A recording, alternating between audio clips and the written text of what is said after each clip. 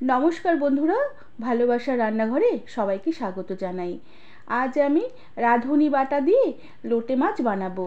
রেসিপিটি ভালো লাগলে একটি লাইক, শেয়ার আর সাবস্ক্রাইব করে দেবার অনুরোধ রইল। এর জন্য আমি লোটে মাছ বেশ ছোট ছোট টুকরো করে কেটে নিয়েছি আর মাছগুলোকে বেশ ভালো করে বেছে ধুয়ে জল বেশ ভালো করে ঝরিয়ে নিয়েছি। এবার মাছে সামান্য একটু লেবুর রস মাখিয়ে নেব।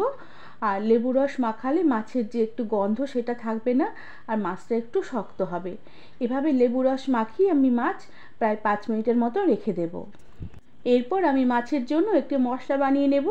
এর জন্য একটি মিক্সিং জারের বাটিতে আমি 8 থেকে 10 কোয়া রসুন নিয়ে নিলাম আর তার সাথে একটি ছোট সাইজের টমেটো টুকরো করে কেটে নিয়েছি আর সাথে ঝালের জন্য 2টো কাঁচা লঙ্কা দিয়ে দিলাম আর তার সাথে খানিকটা ধনেপাতা কুচি দিয়ে দিলাম আর হাফ চামচের কম রাঁধুনি দিয়েছি। রাঁধুনি এখানে কম করে দিতে হবে, কেননা রাঁধুনির গন্ধ ভীষণ স্ট্রং, বেশি বেশি দিলে স্বাদটা একটু তেতো লাগবে। এবার সামান্য একটু জল দিয়ে একটি মসৃণ করে পেস্ট বানিয়ে নেব। এরপর কড়াতে পরিমাণ মতন সর্ষের তেল গরম করে নিয়ে 1 চিমটির মতন রাঁধুনি ফোড়ন দিলাম। রাঁধুনি ফোড়ন হয়ে আসলে খানিকটা পেঁয়াজ কুচি দিয়ে দিলাম। এবার পেঁয়াজ কুচি বেশ ভালো করে নেড়েচেড়ে হালকা করে ভেজে নেব।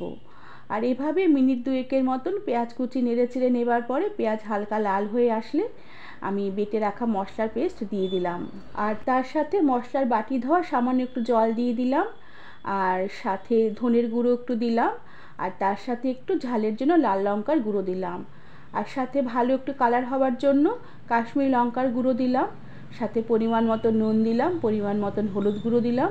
এবার এই সব মশলাগুলোকে বেশ ভালো করে নেড়েচেড়ে আমি কষিয়ে নেব যতক্ষণে মশলার জল শুকিয়ে মশলা থেকে তেল সেপারেট হয়ে খুব সুন্দর মশলা কষানো গন্ধ বেরোয়। আর এভাবে আমি বেশ কিছুক্ষণ মশলা বেশ ভালোভাবে কষিয়ে নিয়েছি আর মশলার কাঁচা গন্ধটা চলে গিয়ে মশলা থেকে খুব সুন্দর একটা মিষ্টি গন্ধ আসছে। এবার আমি ছোটো সাইজের একটি টমেটো কুচি দিয়ে দিলাম আর তার সাথে কয়েকটা চেরা কাঁচা লঙ্কা আর কয়েকটা গোটা লঙ্কা দিলাম। এবার টমেটো আর লঙ্কাগুলোকে দিয়ে মশলার সাথে আবারও কিছুক্ষণ নেড়েচেড়ে একটু ভাজা ভাজা করে নেব। আর এভাবে বেশ আরও কিছুক্ষণ মশলা নেড়েচেড়ে টমেটো আর লঙ্কার সাথে কষিয়ে নেবার পরে আমি লেবু রস মাখানো লোটে মাছের টুকরোগুলোকে মশলায় দিয়ে দিলাম। এবার লোটে মাছের টুকরোগুলোর সাথে মশলাও বেশ ভালো করে নেড়েচেড়ে মিশিয়ে নিয়ে আবার কিছুক্ষণ আমি কষিয়ে নেব। আর এরপর গ্যাসের আঁচ কম করে দিয়ে ঢাকা দিয়ে কিছুক্ষণের জন্য মাছ রান্না হতে দেব। এতে মাছের যে জল আছে সে জলটুকু বেরিয়ে আসবে আর মাছটা খেতেও বেশ ভালো লাগবে। আর কিছুক্ষণ পরে ঢাকনা খুলে দিলাম, মাছের যে জলটুকু বেরিয়ে এসেছে। এবার গ্যাসের আঁচ ফুল করে দিয়ে এই জলটুকু আমি শুকিয়ে নেব। লোটে মাছ খুব নরম মাছ, খুব হালকাভাবে নাড়াচাড়া করতে হবে যদি গোটা গোটা মাছ রান্না করতে হয়, আর ঝুড়ো করলে একটু নেড়েচেড়ে দিলেও কোনো অসুবিধা হবে না।